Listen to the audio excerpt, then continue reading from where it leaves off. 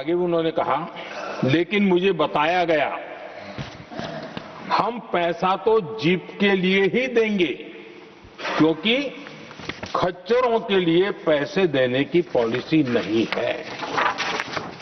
इसी भाषण में आगे वो कहती हैं, अब वहां सड़कें ही नहीं थी। उनका कहने का कारण यह था कि हिमाचल में जहां वो गई वहां सड़कें ही नहीं थी। अब वहां सड़कें ही नहीं थी तो फिर उस पर जीप का क्या लाभ हो सकता है? जीप लेकर के कौन जाएगा जहां रोड नहीं है? लेकिन उस समय योजना आयोग का जोर था या तो जीप या तो कुछ भी नहीं। आदरणीय सभापति जी, ये भाषण किसी और का नहीं, ये कांग्रेस के वरिष्ठ नेता और तत्कालीन प्रधानमंत्री इंदिरा गांधी का भाषण है।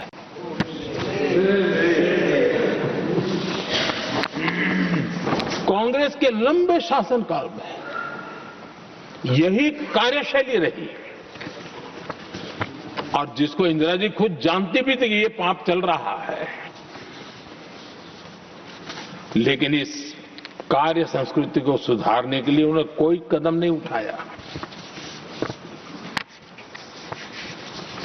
और इंदिरा गांधी जिस प्लानिंग कमीशन की धज्जियां उड़ा रही थी, उसके जन्मदाता उनके स्वयं के पिताजी थे। और प्लानिंग कमीशन को बना और इंदिरा जी ने जब कहा, उसके बीच में 2 दशक बज चुके थे, लेकिन हाल यही था।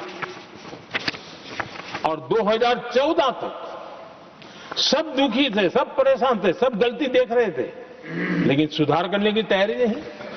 2014 के बाद जब आपने हमें मौका और कांग्रेस ने जिस प्रकार से प्लानिंग कमीशन अटकाना, लटकाना, भटकाना वाली कार्यशैली बना दी थी, 2014 में जब हमें मौका मिला तो हमने आकर के काम किया, प्लानिंग कमीशन को खत्म कर दिया और नीति आयोग को।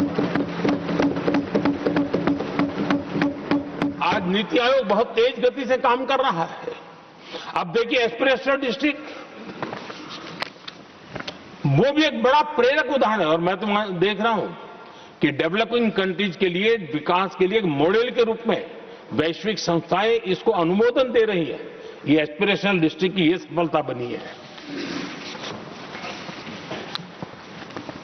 देश के कई जिले ऐसे थे जिसको पिछड़े मान करके छोड़ दिया गया था और वहां करोड़ों लोगों की जो मौलिक जरूरतें थी उसको भी नकार दिया गया था। उनको तो ऐसे ही जीने के लिए मजबूर कर दिया गया था। और जो पिछड़े इलाके थे वो और पिछड़े होते गए और बर्बादी आती गई। और हालत तो सरकार में ऐसी थी कि जब किसी को पनिशमेंट ट्रांसफर करनी होती थी, पनिशमेंट पोस्टिंग देना होता तो ऐसे ही जिलों में भेजा जाता था ताकि और खराब करे वो। ये हाल बन गया था, ये वर्क कल्चर बन गया था। हमने इस स्थिति को बदला। सबसे पहला आग्रह किया, यंग होनहार अफसरों को लगाया जाएगा और पूरा 3 साल का मौका उसको दिया जाए काम करने का।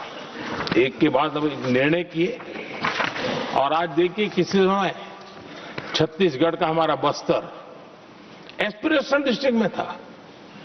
आज वो बस्तर पूरे देश में बस्तर ओलंपिक के नाम से चर्चा में है।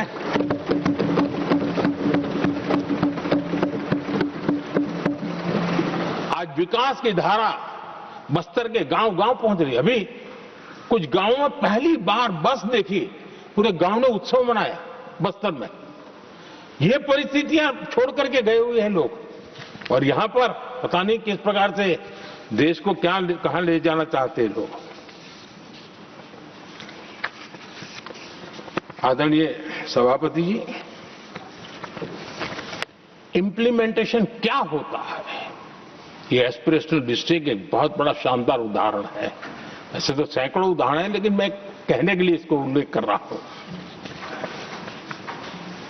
कांग्रेस के हमारे साथियों को ये जो बदलाव आ रहा है उसमें इम्प्लीमेंटेशन नजर नहीं आ रहा है। और उनका तो एक ही प्लानिंग कमीशन वाला मॉडल है, जीप और खच्चर वाला मॉडल, यही वो लोग जानते हैं, उससे आगे कुछ नहीं जानते। और ये इम्प्लीमेंटेशन कैसे करते हैं? मेरा जन्म नहीं हुआ था, उसके पहले सरदार वल्लभ भाई पटेल ने नर्मदा नदी पर बांध बांधने की कल्पना की। विषय तो पक्का हो गया, सरदार साहब नहीं रहे, खैर नेहरू जी ने शिलान्यास किया। अब इंप्लीमेंटेशन देखिए इनको। मेरा जन्म नहीं हुआ था जब इसकी कल्पना की गई थी, और प्रधानमंत्री बनने के बाद मैंने उसका उद्घाटन किया, ये हाल है।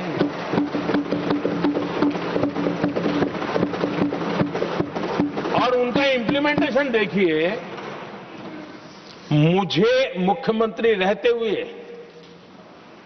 3 दिन अनशन पर बैठना पड़ा था नर्मदा सरदार सरोवर डैम के लिए, मेरे देश मेरे राज्य के किसानों के लिए।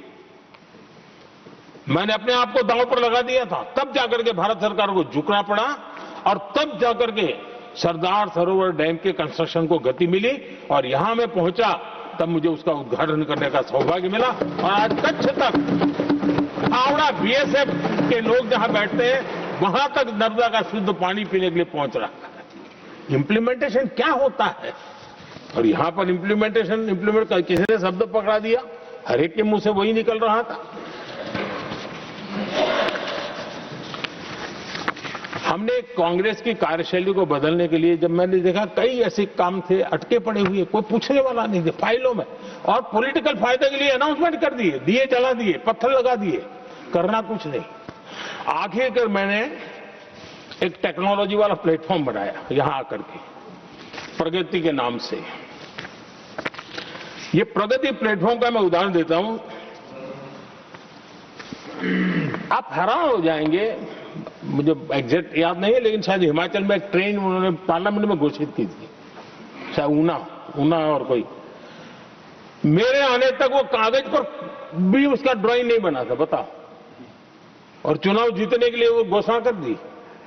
प्रगति के अंदर मेरे सामने विषय आया, ऐसे कई विषय मेरे सामने आए, और उस प्रगति के अंदर हमने एक एक प्रोजेक्ट क्यों अटके हुए, कॉस्ट किस डिपार्टमेंट की काम में क्या मुसीबत आई है, किसने गलत तरीके से इसको आगे बढ़ाया, और बजट तो बढ़ता ही गया था। जो योजना 900 करोड़ में होनी थी वो 90,000 करोड़ तक पहुंच जाए, ये हाल करके रख दिया था इन्होंने। हमने एक टेक्नोलॉजी प्लेटफॉर्म बनाया, हर महीने बैठा, अभी मैंने 50वां एपिसोड पूरा किया उस मीटिंग का, और लगातार उस काम करते करते और संबंधित राज्यों को भी बिठाया, उनकी कठिनाइयों को भी समझा, उसके इम्प्लीमेंटेशन में कौन मिनिस्ट्री का परेशानी हो रही है, किस स्टेट की परेशानी हो रही है, किस कानून की परेशानी हो रही है, हर एक की बारीकी से देखा। और आज मैं गर्व से कह सकता हूं कि इस प्रगति के इम्प्लीमेंटेशन को बारीकी से प्रधानमंत्री के स्तर पर देखे जाने के कारण 85 लाख करोड़ रुपीस का काम को गति मिली। 85 लाख करोड़ रुपीस के काम, आप कल्पना कीजिए, देश की कितनी बड़ी शक्ति को अनलॉक किया हमने।